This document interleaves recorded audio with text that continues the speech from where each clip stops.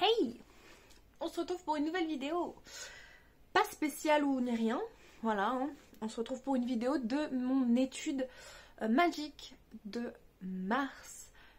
Février-mars, on va dire, puisque le mois de février a été un mois un peu déjà court, pour commencer. Ensuite, il était la moitié du mois, si je puis dire, puisque je suis revenue mi-février en France, donc à peu près vers là, donc j'ai pu commencer qu'à partir de mi-février. Donc il me semblerait que mon étude se soit mise aussi sur le mois de mars, donc j'ai tout décalé mes petites études.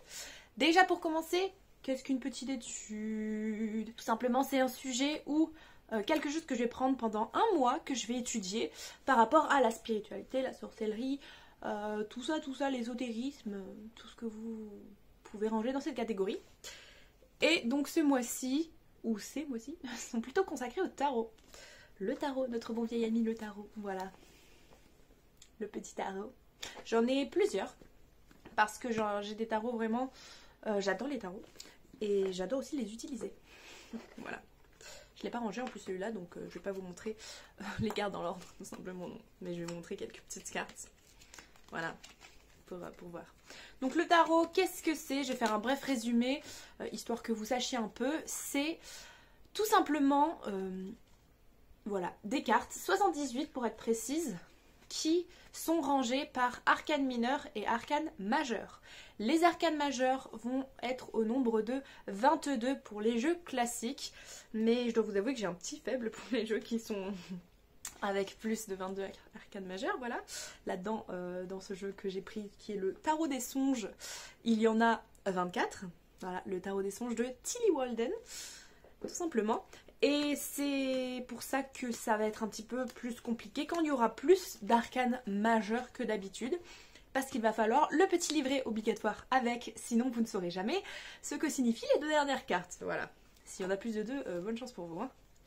Mais c'est vrai que j'ai 2-3 tarots comme ça où il y a déjà 2 cartes en plus. Et je trouve que ça donne un petit peu une dimension plus profonde au tarot. Mais du coup, ça demande aussi beaucoup plus d'études sur ce tarot-là, sur ces tarots-là, puisque tout simplement, le tarot de base, donc je vous ai dit, est composé d'arcanes mineures et d'arcanes majeures, et ces arcanes ont à peu près la même signification dans tous les tarots, selon un petit peu ce qu'elles sont représentées dessus. Ça ne voulait rien dire cette phrase, mais c'est pas grave. Ça c'est l'as de pentacle, voilà. Pentacle ou denier, ça dépend comment on les appelle. Donc les arcanes majeures sont au nombre de 22.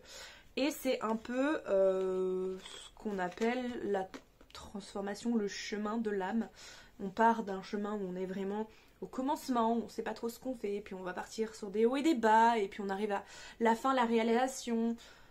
Et ensuite ça va recommencer. Tout ça va recommencer, c'est des cycles en fait, tout simplement, qui continuent. Et il y a ensuite les arcanes mineures qui sont rangées par groupe de 4, comment on peut dire, sous-paquets, je ne sais pas trop. Où cette fois-ci, il va être un peu représenté les 4 éléments. On va avoir les bâtons, ou là les torches en l'occurrence dans le tarot. Ça peut être aussi appelé différemment selon les tarots. Hein. Donc les bâtons qui vont signifier le feu, enfin qui vont être l'élément du feu. On aura les coupes, l'élément d'eau. On aura les épées qui est l'élément de l'air et on aura aussi les pentacles ou des deniers qui est l'élément de la terre, tout simplement. Et ces cartes sont rangées de l'as jusqu'au 10 et ensuite on a 4 figures de cour qui est le valet, le cavalier, la reine et le roi, tout simplement. Et tous les tarots sont sont basés sur ces systèmes-là. Donc il y a 2 systèmes, il y a le tarot de Marseille et il y a le tarot Rider-Waite-Smith. Voilà, avec un bel accent. Mais sinon, voilà, il y a toujours 4 catégories d'arcanes mineures et 22 arcanes majeures dans la plupart des tarots s'ils utilisent les structures traditionnelles. Tout simplement, c'est pour ça que vous pourrez à peu près lire tous les tarots si vous connaissez un petit peu les bases. Mais c'est là que viennent les études de ce mois-ci. C'est que d'accord, mis à part les livres que j'ai, que je vais vous présenter de suite, Voilà, laissez-moi un petit peu de sang. Les livres que j'ai qui s'appellent Lire le tarot avec le Rider-Waite, qui est de Emmanuel Iger, aux éditions Trajectoire, qui lui c'est un bouquin qui est super bien, parce qu'en fait il va vous donner plein de détails, plein de choses, plein de symboles. En fait ça va être vraiment le tarot d'un point de vue tarologie, en fait, vraiment, où on étudie les symboles des cartes. Par exemple, s'il y a une main, on va étudier ce que signifie la main, les bourgeons, blablabla. Mais ça me correspondait pas trop, c'est trop scolaire, on va dire, de ce point de vue-là. Il y a un autre bouquin, du coup, qui s'appelle Tarot, qui fait partie de la collection Les clés de l'ésotérisme, et qui a été écrit par Stephen Bright. Voilà, il est magnifique, je l'aime beaucoup. Il est aux éditions Albin Michel et il est incroyable. Celui-là par contre il est super bien, donc je préfère l'utiliser plutôt que l'autre. Il va nous donner en fait un résumé de la carte en général. Il va nous donner ensuite en situation quand vous la tirez lors d'un tirage. Il va ensuite nous donner une espèce de mise en situation. Si la carte était une personne réelle, qui est-ce qu'elle serait et comment elle serait représentée. Et je trouve que c'est super intéressant du coup parce qu'on a vraiment toutes les dimensions de la carte sans pour autant étudier chaque petit symbole disséminé dessus. Sachant que en plus de ça, certains tarots ne sont pas du tout dessinés comme les modèles qui ont été créés de base. Donc c'est difficile de dire là il y a un pigeon et alors que sur votre tarot il n'y en a pas. Parce que l'illustrateur n'a pas voulu en mettre. Voilà tout simplement. C'est un peu bizarre quand même. Donc, ce que j'ai choisi de faire, c'est vraiment un peu du tarot intuitif. D'accord, ok, connaître les mots-clés, l'énergie de la carte, justement, c'est ça.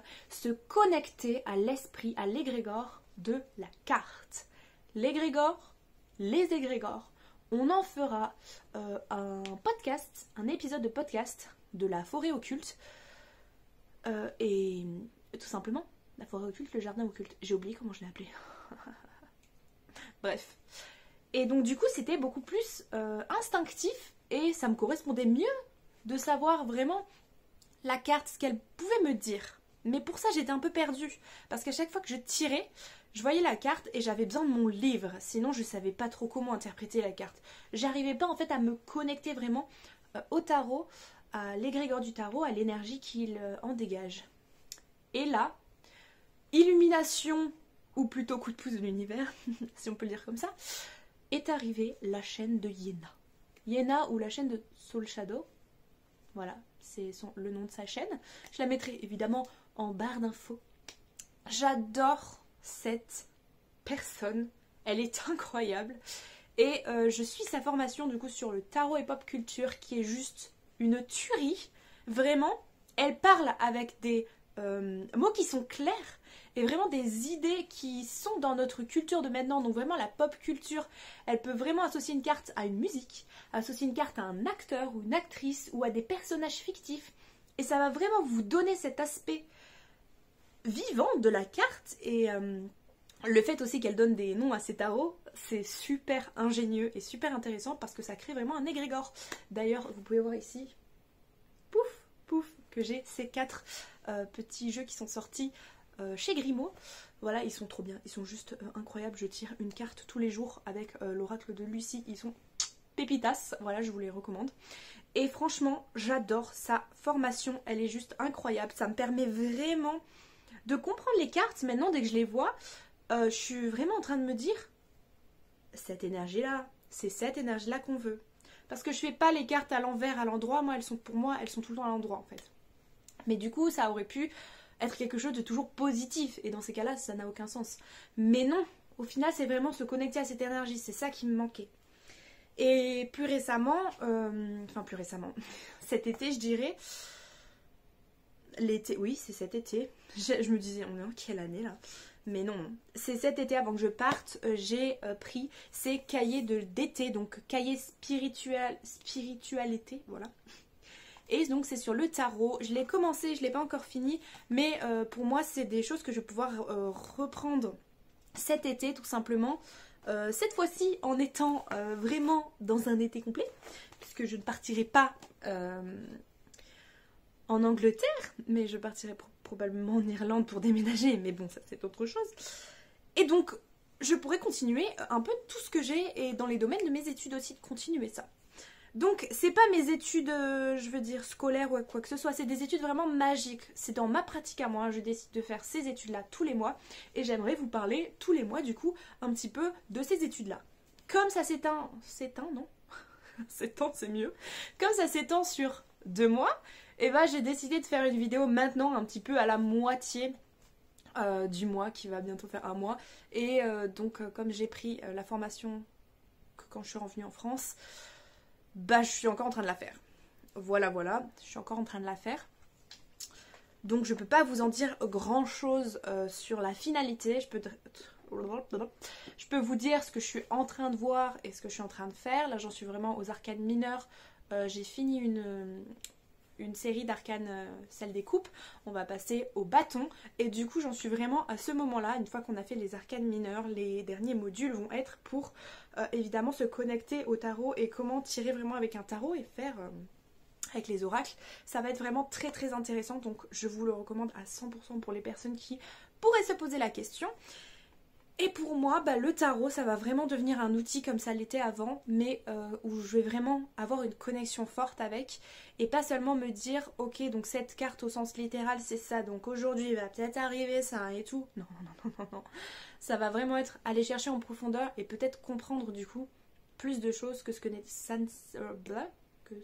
se passait avant. Ouais, on va dire ça.